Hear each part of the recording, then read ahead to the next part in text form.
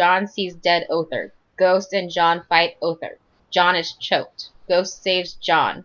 Oh, wait. I don't think that's right. So I can't get through it. What the fuck was I thinking? Fucking first grade sentences.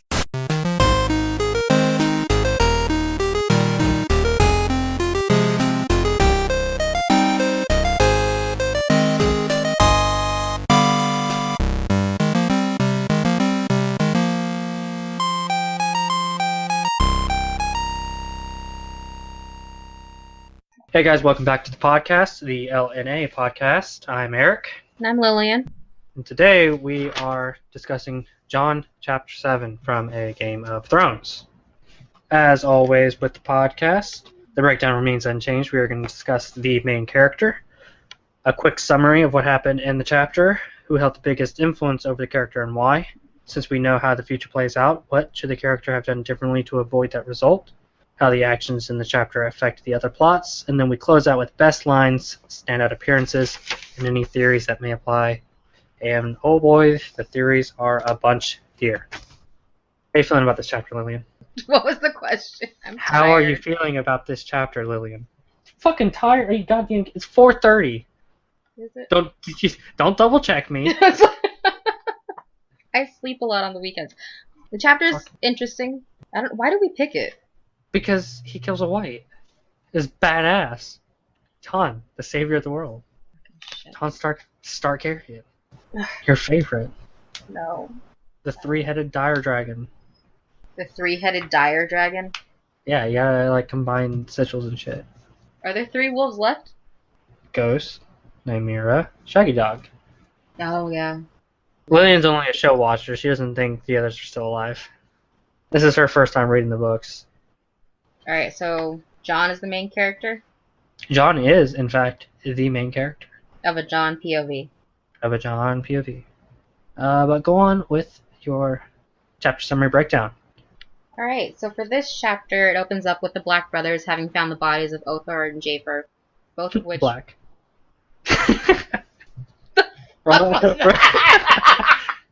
Go ahead. I'm not going to say anything. Okay, Start over. So the chapter opens with the brothers having found the bodies of Othar and Jafer, both of whom went ranging with Benjen.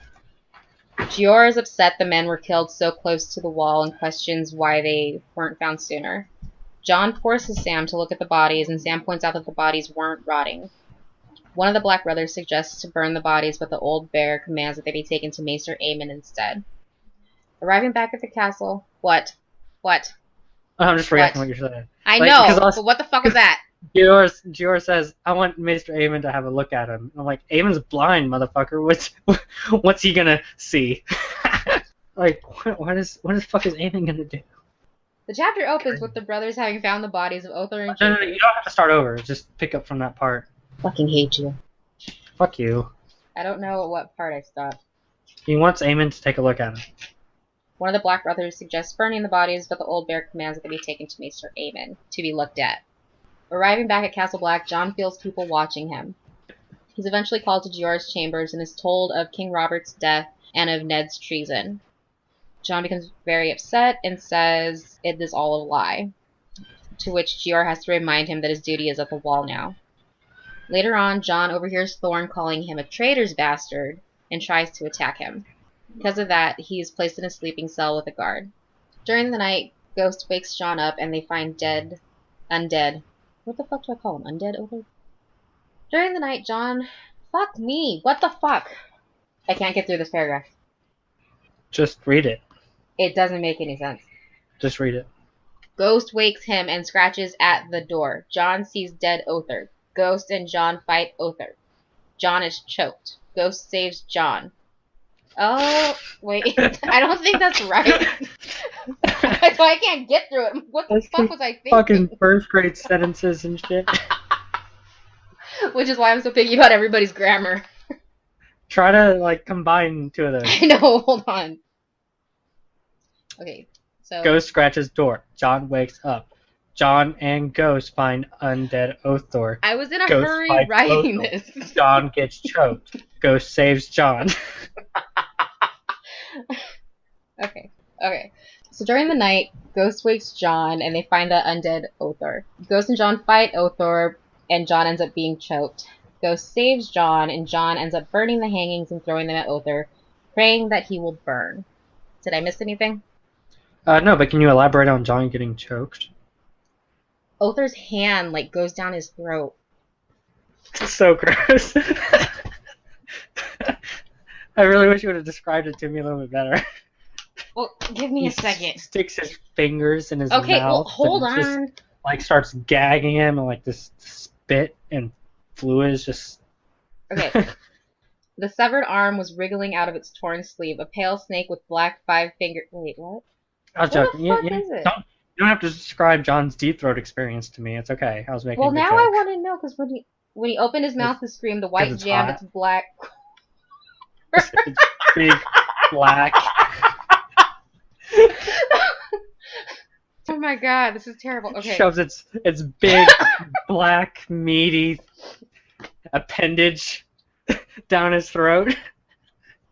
Jon started gagging on the girth and length. Okay, sorry. I had to finish reading that since you cut me off, and I wanted to know what happened. So who do you think had the biggest influence in this chapter? I think Jeor Mormont held the biggest influence over Jon in this chapter. So, first of all, Jeor, he leads the investigation at the corpse site. That's what I'm going to call this whole area where they stand around and talk about dead bodies and shit. And he was the one that was prodding them for questions and for answers and whatnot. And so it wasn't just, oh, look, there's a couple of dead bodies here. That's fucking weird. Mormont was the one that was actually trying to get them to dig in deeper and figure out, what the fuck was actually going on here. Also, he allowed Sam to speak. Sam was being a little bitch the whole time, but Jon actually told him that Sam had something to say. So even though Jon was the one who brought attention to it, Jeor was the one who allowed him to actually speak his mind. And that, of course, being the lack of blood on site, the congealed blood, how it was frozen over, so that led them to the assumption that the bodies were not killed at that particular site, and that somehow they were moved there, or they walked there themselves and they lay down to go to sleep or some shit. Who the fuck knows? But that's what brought the attention to this not being the actual kill site. And he also implemented the renewed patrols around the wall for the rangers and whatnot. I got a bunch more things that Jeor did if you want to chime in here with something you got. Go ahead, because I didn't even think of him. So later on in the chapter 2, Jeor also passes news of Ned to Jon. At this point, of course, Ned declared for Stannis, and he was subsequently arrested. This is obviously making its way to the north and has reached up there at the wall to Jon. Jeor's also wary of him acting like a fucking idiot and doing something stupid. So he's trying to keep a close eye on Jon and being aware of what kind of dumb shit he's going to do. And also, he was the reason Jon went upstairs with a sword at the very end of the chapter. Jon he sees the guard dead outside of his door, and he immediately thinks that, oh, well, up the stairs is the Lord Commander's chamber, so I gotta go up there and figure out what the fuck's going on. It's reasonable to assume that regardless of whose room was upstairs, that Jon would have gone anyway, but because Jon specifically thinks it's the Lord Commander up there, he probably, heads up there with a bit more urgency than had it been, Black Brother number 4 of the stewards, or, well, not the stewards, but of the builders or something like that. He was a bit more mission focused because it was the Lord Commander's chambers up there than just any other random person. But I have the others as an influence on him later, but I'll let you speak your piece here. Wait, but are you questioning Jon's honor as a Black brother, that he wouldn't care about his other brothers? No. That's why I mentioned that disclaimer there, that he probably would have gone no matter whose room it was upstairs, but because he explicitly thought in his head, the Lord Commander's room is up there, I definitely should go check it out, as opposed to him being like, maybe I'll just wait and go grab somebody else. One of his dudes was dead outside of his door, so maybe he was just like, I'm going to go alert some other people, just in case before I go up there. But because his duty was to the Lord Commander as his squire, he was like, I'm going to fucking go up here now. Is he his squire? Is he considered his squire? Yep. Okay. Okay. So for biggest influences over John, I had his old life with Ned and, his idealization of him as his father and as this honorable lord is making him very adamant against these claims and is causing, all of this, I guess, internal strife within himself. He doesn't know what to do, which we will, find out in later chapters. But beyond that, other things at Winterfell that have to do with it, his time going down into the crypts with the kids and seeing the bodies of dead men, according to him. So he wasn't in shock when they found Othor and Jaffer. Yeah, that's a good point actually. I didn't even think of that. His old life definitely comes up. It's almost like a recurring theme in him of what he once was versus what he is now. I also had the others as being an influence on him. It's not that much of a stretch to see this. This is the Night's Watch first encounter with whites and or other possible beings. I don't know what you want to call Othar and Flowers, but John even thinks that they're both whites or undead, or he remembers them as White Walkers or others from Old Nan's Tales. Others, White Walkers, are bad. It's not a show only thing. They call them White Walkers in the books. Yeah, like 3 books later. It's still a book thing too. But anyway, so he remembers the others when he sees their bodies and especially their bright blue eyes and everything like that. Yeah, he reflects on old Nan's tales about some stupid shit, and when he wakes up at the end there with Ghost scratching at the door, he feels the cold, and it's almost more than just like a oh shit, it's kind of cold out here. He feels it more as a warning, like something bad is happening. I need to get up and go check this shit out. And the others and cold are very synonymous. They go hand in hand. At this point in the series, especially, like whenever we hit winds, anytime someone up north explicitly thinks of cold and like remarks on how cold it's getting, you'd be very hard pressed to not think of if the others are somewhere close. I agree, because the others are said to bring the cold. There's gonna be a fine line to draw because like, what if it's just like, no, it's just winter. It's fucking cold outside. That's all there is. So that's going to be an interesting thing to see if it plays around. Like, obviously south of the wall, like we're assuming the others don't get past. But if we have some kind of chapter that's at the wall or even beyond it, if someone's just like, God damn, it's really fucking cold out here. Like, are they just being like, it's winter and it's really cold, especially being up here north of the wall, or are we supposed to be looking for others? Are they to come? It's going to be pretty tense to read that shit. Because I doubt we'll see an other the first time someone mentions the cold at the wall. But that'll be it's gonna be pretty tense, right? Yeah.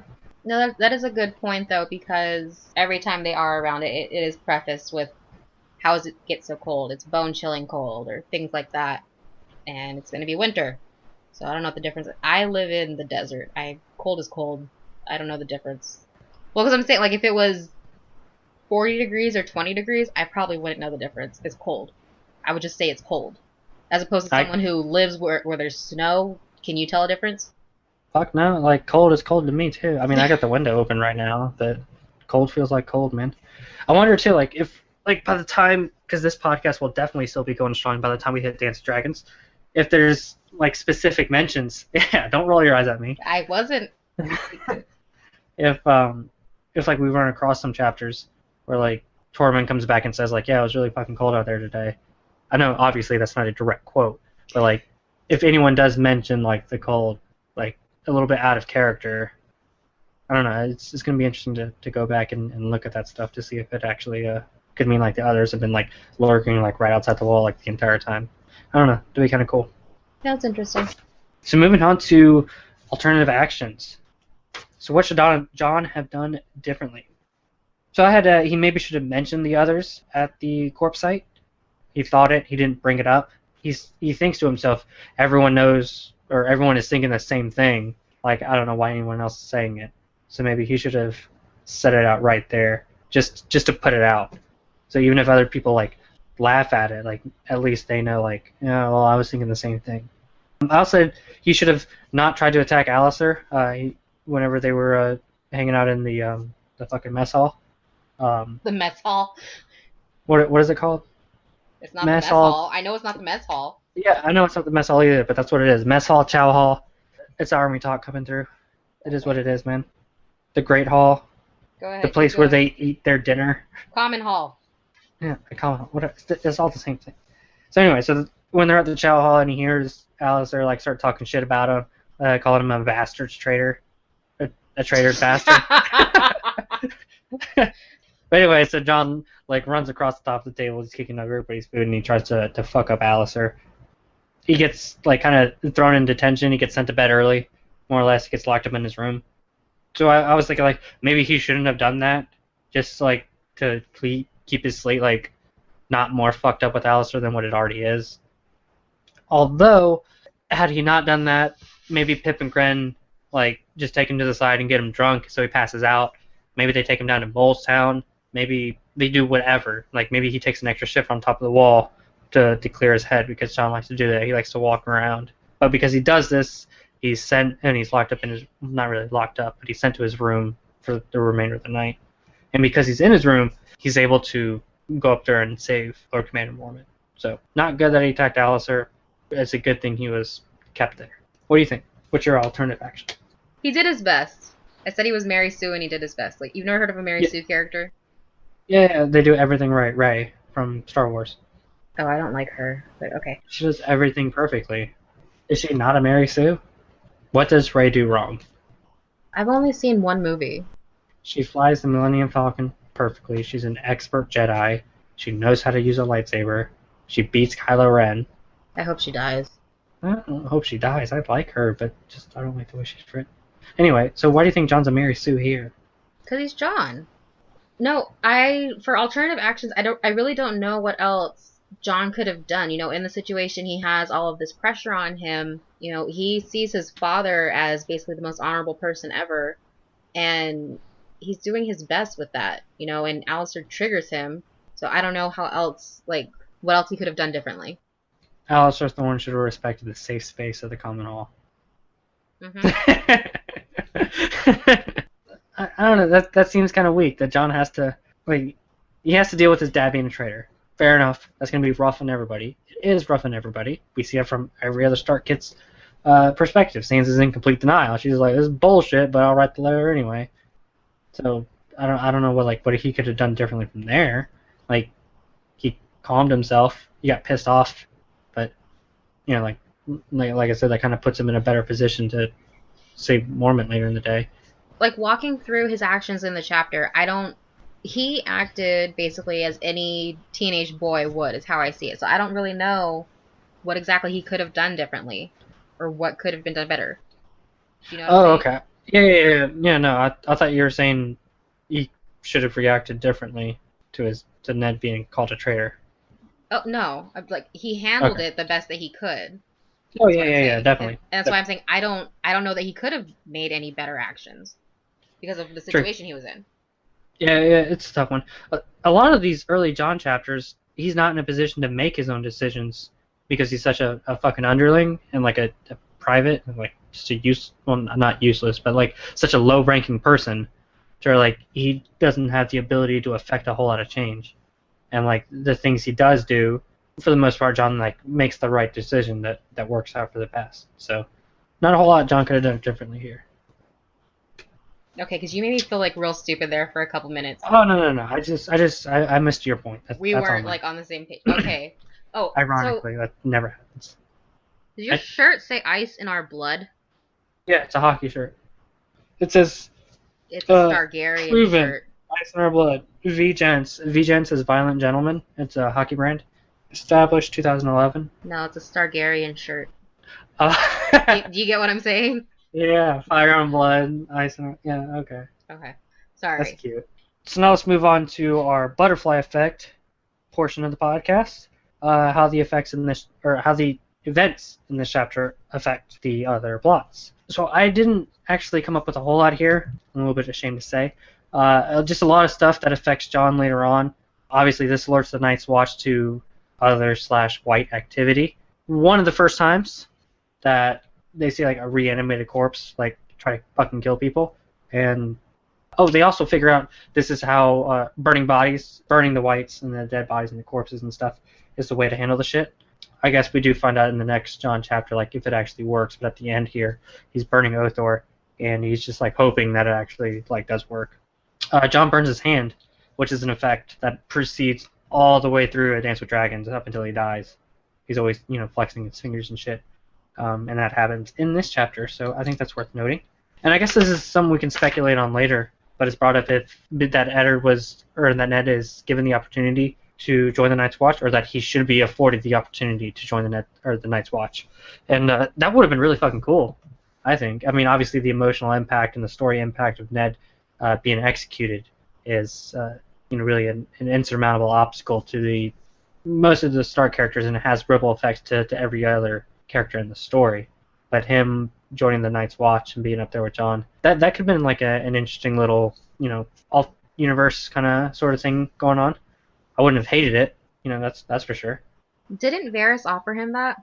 Yeah, I mean, like Jorah says, like he's a noble lord. He's at this point ex-Warden of the North, and someone that high in status kind of gets like perks and shit to exile. Exile rather than execution. Yeah, that other people, don't really have the option to. I mean, technically everybody has the option to choose the Night's Watch, but because this was like high treason, like they're just like, well, because of his position and status, he should be given the option to do this.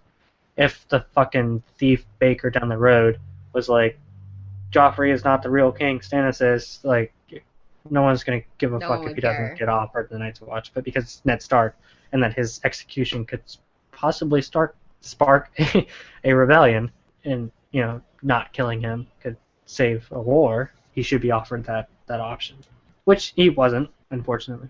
Yeah. What do you have? Okay, so to go along with that, with the Whites, this is where we get the hand ultimately that Alistair Thorne takes to King's Landing. Yeah. Right. I forgot about that. And unfortunately, Tyrion keeps pushing him off. So by the time Alistair finally gets to talk to them, the hand's kind of deteriorated to nothing. So he has nothing to show proof of anything, because he was down there trying to get men and supplies for the wall. Yeah, I forgot about that. That's in Clash, right? That's the next chapter? Yes. Next book?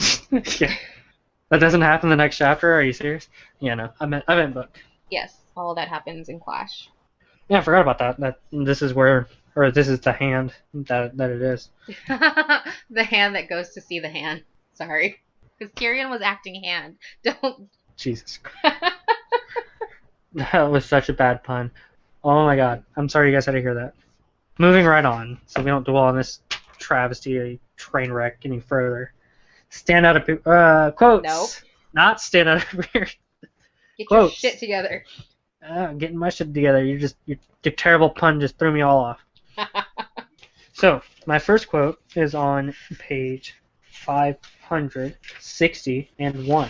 It is spoken from the lips of Jeor Mormont, and it says, so this is when he's reading the letter, and he's telling Jon about the news of Ned's imprisonment, and he's specifically talking about how Robert was killed hunting the boar. He says, "They say the king loved to hunt. The things we love destroy us every time, lad. Remember that." And that got me thinking, right? Like, how many other people have been killed as a consequence of the things they loved? I had a couple just right off the top of my head, and I just wanted to open it up for discussion even further with here on the podcast. So first of all, Ned. Ned is killed for his love of Robert and his love of honor and wanting to uphold Robert's line. Maester Cresson is killed from his love of wanting to save Stannis from himself and free him from Melisandre's control. I said Brenly was killed, and I'm framing that under his love of power and wanting to be liked and popular. Lysa was killed for her love of Peter Baelish. Kat was killed for her love of Robb. Tywin and Joff I kind of have questionable. I'm not sure how to frame Tywin's death as love of something, but maybe like his arrogance more, his love of his position, and like the power that he held over people, specifically Tyrion, how he thought he could always control and manipulate Tyrion. Joffrey, kind of in the same vein as Tywin. You can almost say like he was truly Tywin's son as far as his arrogance and pride went. And then Oberyn was about as far as I went. I figured that was enough people. Oberyn was killed for his love of Elia, trying to get that confession out of Gregor. So can you think of anyone else who died directly or metaphorically from the things that they loved? I had thought of Oberyn because I thought maybe you wouldn't have thought of it because it's kind of out there a little bit. The only other one I can think of, and I feel like I'm getting the story wrong, so you're going to have to correct me. Sir Courtney Penrose, he was holding Storm's End, correct? Mm-hmm. And he was killed because he was trying to protect a boy. Edric Storm. Okay. his love for Edric. Yeah, that fits. Yeah. I just saw this when I mentioned Oberyn. Eris Oakheart is killed for... You can't really say his love of Arianne, but maybe for his love of his duty as a Kingsguard. Like, he really held that value in his head. So, like, he went out, in a... Like, wearing his finest Kingsguard shit to protect Myrcella. Well, we could say that about anybody who dies for their oaths, because then you can look at Qhorin as well. Qhorin Halfhand. He sacrificed himself for his love of the Night's Watch. True. So people who actually take their oaths seriously. Yeah, I mean, you can almost say that, because whereas they might not, like, love their oath or, like, love doing their duty, but, like, they feel bound to it and they're, like, stricken to uphold it, and it's not seen as a burden by them. I think that counts, right? Yeah. I wouldn't say Robb, because Robb's kind of just murdered over trying to be like his dad with honoring Jane, right? Yeah. Because, I mean, I'm sure he grew to love Jane in a certain way. It's been a while since I read that part of Storm of Swords, so I can't remember exactly how he felt about Jane, but it almost seemed like he was just trying to be like his father. I'm trying to think if there's anybody over in Essos that we can apply this to. I don't think it fits for Drogo. Well, right under the line that you read, Jorah, points out Jorah didn't die, but Jorah suffered because of his love for Lynette, He also suffers from the friend zone with Dany. That too, yeah. But yeah, no, I just thought it was a very interesting quote. It got me thinking about a lot of these notable deaths that we see in the first half of the series here. So something to look out for if you guys notice anything else, any other character that might have died from the things that they loved. Write it down in the comments. What do you got for quotes there? For quotes, I had Jon remembering old Nan's story about the others. Ooh! Can you save that, because I have that on theories. Which one? Which part though? Because she's mentioned twice. The one where they hate the sun. Yeah, a lot of my theories are quotes. Okay, so let's move on to standout appearances. So I have Ghost. Ghost kind of showed up in and out a lot through this chapter. For one, he led the party to the corpse site. A lot of the dogs wouldn't pick up the scent or anything like that. So they relied on Jon's direwolf to actually get him back to there. At the end of the chapter, since we'll do beginning and end here, and then I'll come back to the middle, he woke up and alerted Jon. He was scratching at the door, and that's kind of what got Jon up. And then while they were up there in the Lord Commander's chambers, he really fucked up Othor. I wrote down un-Othor. I really got a cackle out of Lillian earlier today. But anyway, so he gutted up Othor, has intestines and shit, writhing all about. Badass moment, trademark.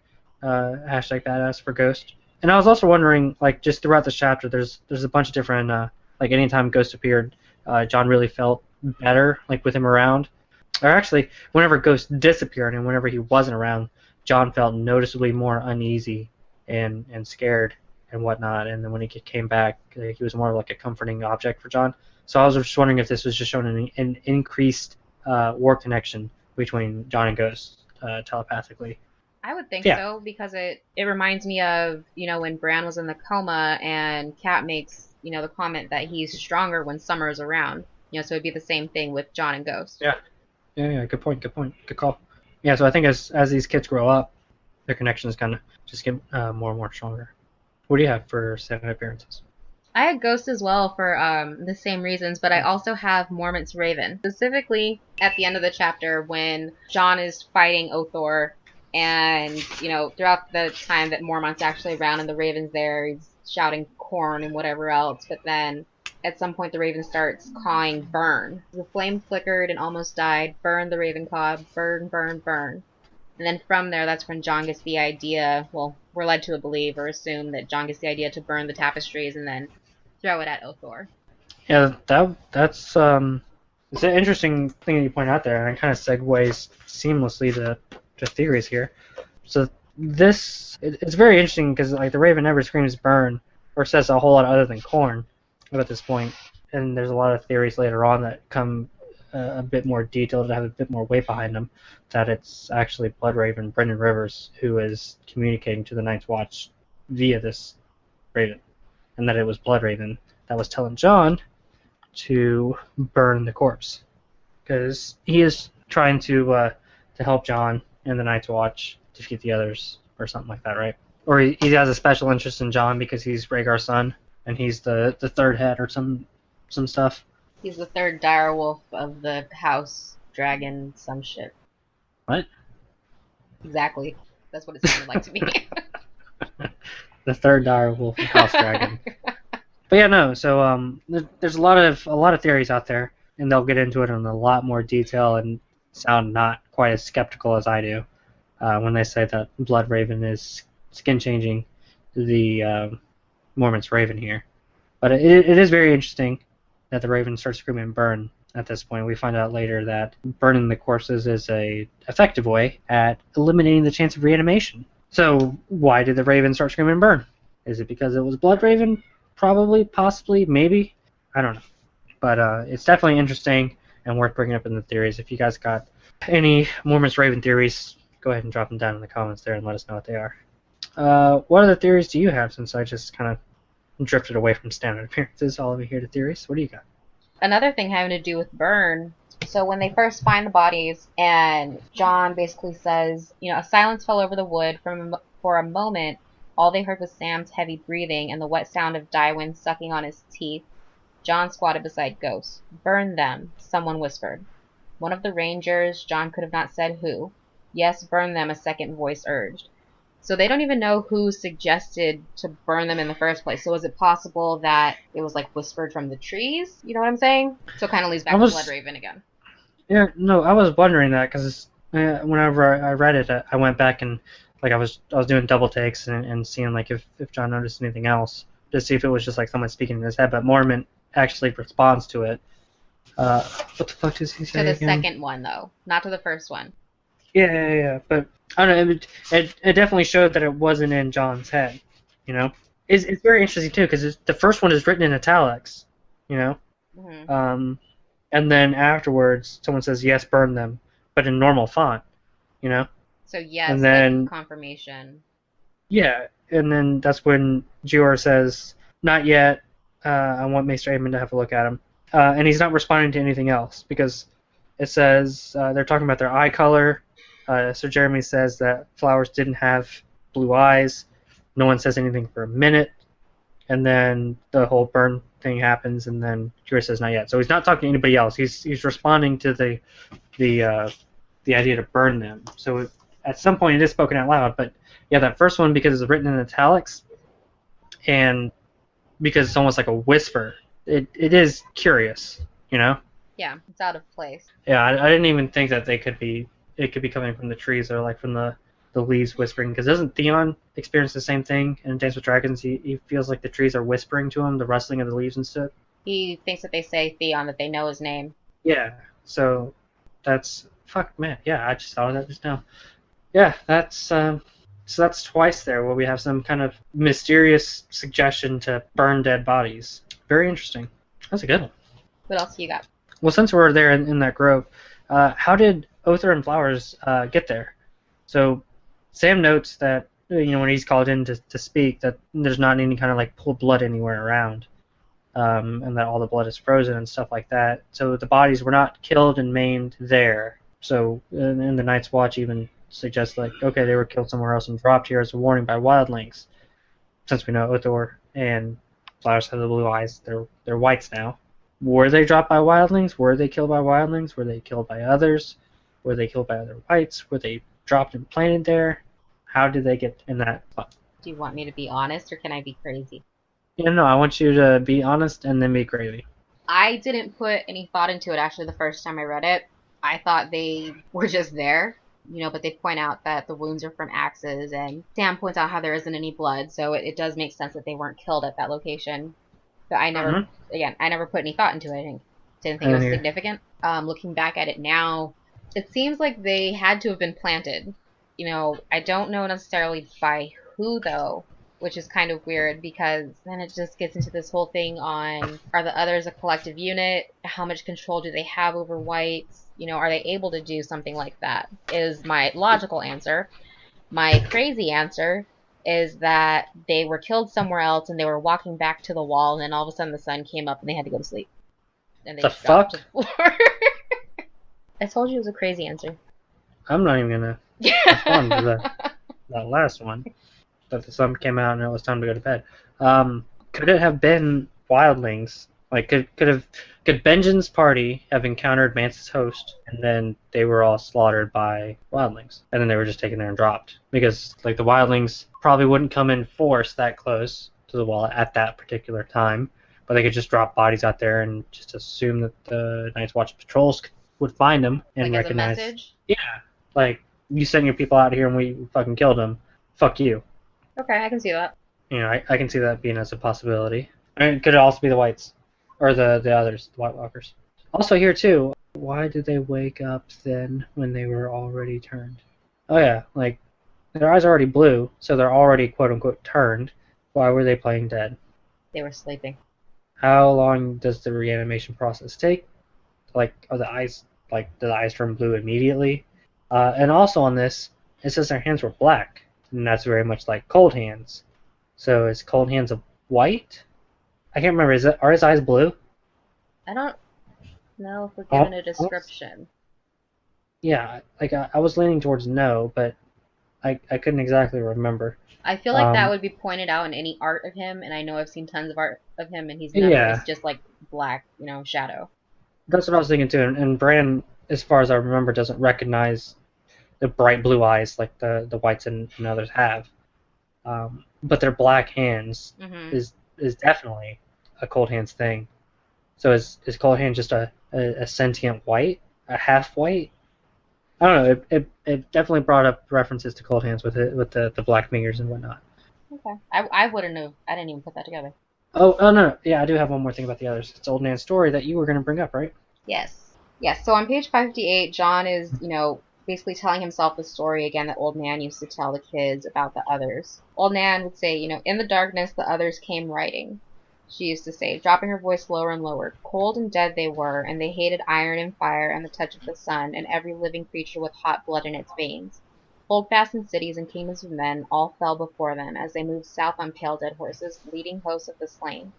They fed their dead servants on the flesh of human children. So what do you get from that? I get, like, every other word is true and every other word is false. So, in the darkness the others came riding. True or false? True. Why would True. it be false? Long night, right? Cold and dead they were. True. Yeah. And they hated iron and fire and touch of the sun. Fire, true. Fire, I know true. that to be true. At least as far as the whites. The whites are killed by being burned. Yes, that is true. Why you look like you're thinking about this? Because I am thinking about this. The whites are killed by fire. I know the whites are killed by fire. Does anybody try to kill an other by fire? No. Okay. That's what I'm, like, as far as, like, the others and whites, like, the others' army, they don't like fire because it burns their army, so, true.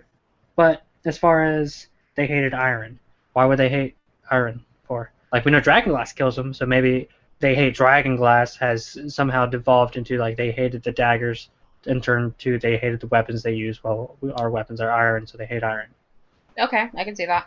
Yeah, because the stuff that she's saying is thousands and thousands of years old, so it's not all going to be true, guys. And they hated the touch of the sun. That's why they went to sleep. Okay, so you believe that. I'm saying they were most notably around during the long night, so they were just associated night with the others and their undead army. I don't think the sun has any factor into it. No, I don't think so either, because with winter the days are shorter, so it's... Yeah. It doesn't mean anything. Yeah, they hated every living creature with hot blood in its veins. Yeah? Sounds like bullshit to me. Why would Why? they just hate everything? Because they're cold? They hate everything because they're cold? I Sounds like racism and prejudice to me.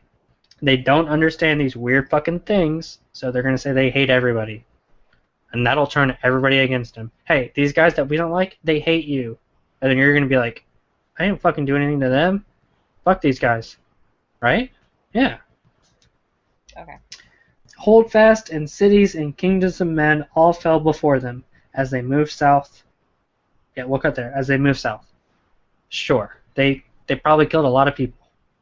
Okay. Probably sacked a lot of towns, a lot of castles. Fair enough. True. I could have kept going. On pale dead horses. Sure. They ride dead horses. Our army's on dead people, so fair enough. Leading hosts to the slain. True. Seen them. Fed their dead servants on the flesh of human children. That one. I doubt I doubt it was specifically human children. It was just on humans. Wait, do we know if because I know show whites they're zombies and they eat people. Do book whites eat people? Do show whites eat people? Yeah, remember the little kids? They eat the girl. It was Oh, like ripping I flesh thought off that of was just people. them killing her. I didn't think of them as actually eating. I don't know. They look like. I mean, D&D think they're zombies, so and zombies eat people. That's it. But I don't think so, we're shown any time in the books anything about them eating people. yeah, so I think that's bullshit too. I think this is where D&D get them that they're zombies and eat people because old Nan said it. So I don't think that's actually true. So I think like every other word that she says, like old Nan's not lying, but is untruths passed down through time. You know? She doesn't know any better. Yeah, I mean like someone told her this stuff and she's like, this is what they told me. Yeah. So it's like half true, half false. Again, this stuff is like thousands and thousands of fucking years old. It's not all going to be like a perfect 100% accurate documentation of what happened. So some of this shit's going to be lies or just not true, false accounts, exaggeration, Alternative facts. etc. And some of it is probably going to stay true just because probably, you know, it could all be bullshit, but I think half of it is like an accurate account, and then the other half is just not what it actually is. Okay. So my next one is Jon's dream on page 553, right? So this is Jon's dream. It says, last night he had dreamt the Winterfell dream again. He even has like a name for it. And this is also the dream that recurs like throughout the entire series for Jon. He was wandering the empty castle, searching for his father, descending into the crypts. Only this time, the dream had gone further than before. In the dark, he heard the scrape of stone on stone. When he turned, he saw that the vaults were opening, one after the other. As the dead kings came stumbling from their cold black graves, Jon had woken in pitch dark, his heart hammering. So, Crypts of Winterfell. This is obviously what the dream is referring to. And in this dream, the dead people are coming back to life. And then Jon wakes up because he's like, holy fuck, that's scary. So what do you think that means? Is there any truth behind that? Is it just a dream? Is it a prophetic dream? Or what? So reading through it the first time didn't mean anything to me, really. It's he's just thinking about, again, like his old life and things like that. But then there's other chapters where he says he doesn't belong there. He isn't meant to be there and things like that. People use that to point to his true parentage or whatever else. I think he was just never fully comfortable in Winterfell. And so I think he could have been dreaming about any part of Winterfell and still would have felt that way. So you don't think there's any kind of prophetic meaning here? No. Huh. Interesting. Okay. I wasn't expecting that.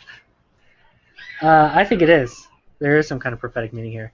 Due to the fact that it is a recurring dream, and it's a recurring dream that we see progressing throughout the series, I'm wondering if it's some kind of nod to the Starks having some kind of information about the Whites and others already, about the reanimation and things like that, and that's why they removed their dead from the Lich Yard and from the barrows into their own crypts. I'm not big on the Ironwood shit and the Iron Swords to keep the spirits locked in their graves, but there does seem to be a trend of like that being specific to these particular crypts. And then the whole phrase, there must always be a Stark in Winterfell, I think that's reference to like someone who knows the secrets of the crypts so that they can enforce them, Okay. But I do think it's some kind of reference to the Starks having knowledge of the undead and them keeping their own family, because I guess fuck everybody else that isn't us kind of mentality, into keeping them locked down there in the crypts and like not able to come back up and screw shit up. So with the Iron Sword things, wouldn't that only apply to like the first thousands of years? I don't know. The most recent kings aren't going to have iron swords, right? They're going to have steel swords.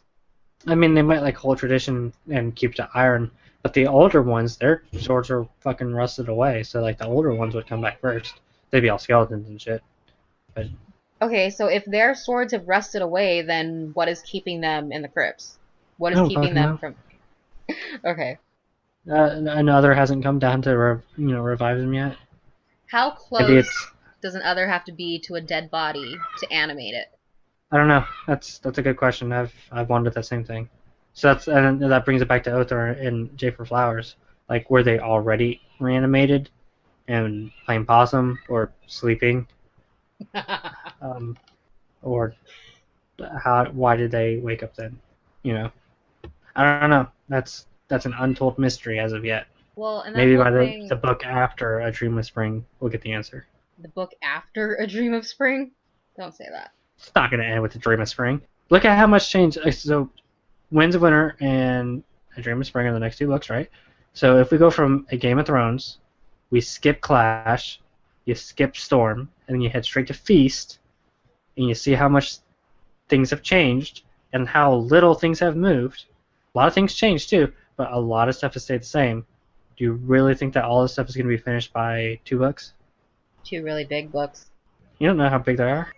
I'm just saying. You're just hoping that George R. R. Martin has spent 6 years just constantly writing pages for Winds of Winter. I'm just really hoping that George R. R. Martin takes care of himself long enough so that he can properly finish the story. I just hope he finishes it. Or gives notes to somebody to finish it. I could care less about his actual writing style. I just want the story to be done. Back with the others. Mm-hmm. So I've been, like, something that's always bothered me is, like, if the whites are independent beings, okay, so Othar gets into Castle Black, and then at some point he is all of a sudden wakes up, whatever the hell you want to call it, okay, he's there and he's attacking Dior. Does that mean someone is close by and animating him? Is he an independent thinking thing? Is he on a mission? Those are all great questions. I don't know. Okay. Yeah, no, I don't know. Any of those could be possible. I don't know. I don't think there's any evidence to disprove one thought or the other quite yet. We're told the magic blocks, or the wall blocks magic or something. Mm-hmm. But there's nothing to prove it. Cold Hands just says he can't go through, but maybe Cold Hands just didn't want to fucking go through. And maybe he's never tried. Maybe he just didn't want to. You know? Yeah. Maybe he's like, no, like all my shit's back here. I don't want to go through. And then he's just like, I gotta lead Bran out. So, go on. Send Sam along his way to go send Bran to him. Yeah, like, a lot of people think the wall's a red herring. So, I mean, like, that makes sense. That the wall is, like, just a big piece of ice, and it's not magical. I don't know how the fuck he got there, but... Well, the giants I don't see... Sure, but, like, I don't see why a giant block of ice would stop magic when it's, like, it's just a wall. Like, it keeps people... It's a great physical barrier, for damn sure. But I just don't understand how it would keep magic out. So you don't believe... Like, why does it have to be 7... Well, why does it have to be 700 feet high if it's supposed to keep magic out? Like, it can be 100 feet high, and it would...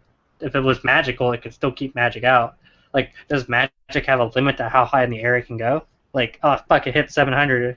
Magic can't go 700 feet in the air. We can't arc it that much. Wildlings. You know? Wildlings are... That's a word. What do you mean? So they can climb a 100-foot wall easily, is what I'm saying. They can climb a 700-foot wall easily. Because they do that all the time. Then why don't they do it more often? Why haven't more of them crossed?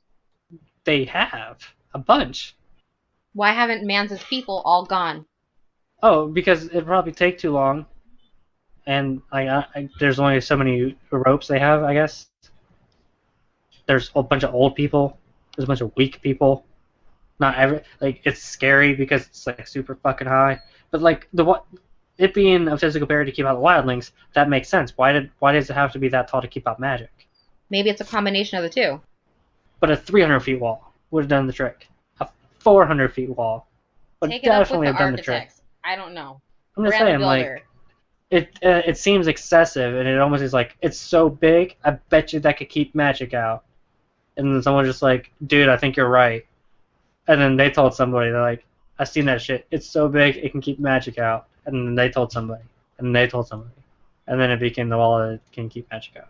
So then... I don't know, its height and like how big it is like doesn't seem like it'd be a thing to keep magic out if it's just made of ice. We don't know that it's... Is ice We don't know that it's only made of ice. What else is it made of? Magic. I don't know. Maybe there's something underneath it. I don't know. Just a magic ice wall to keep ice or magic out.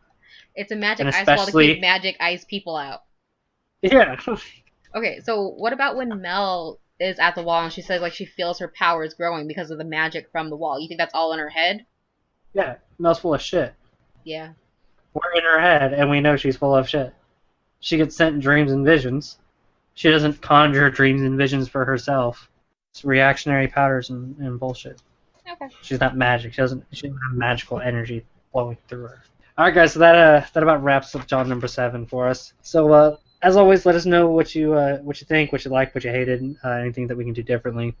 Still looking for podcast titles. Not trying to keep this a repetitive closing statement, but I mean, we need your creativity. Because obviously we aren't creative whatsoever. But yeah, no, give us a listen. Follow us on SoundCloud. Tell your friends about us, about how bad we are, so you guys can both laugh at us behind our back.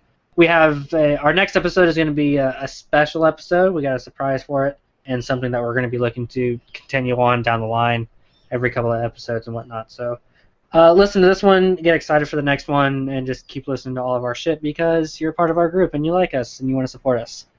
That's it for me. See you guys later. Bye.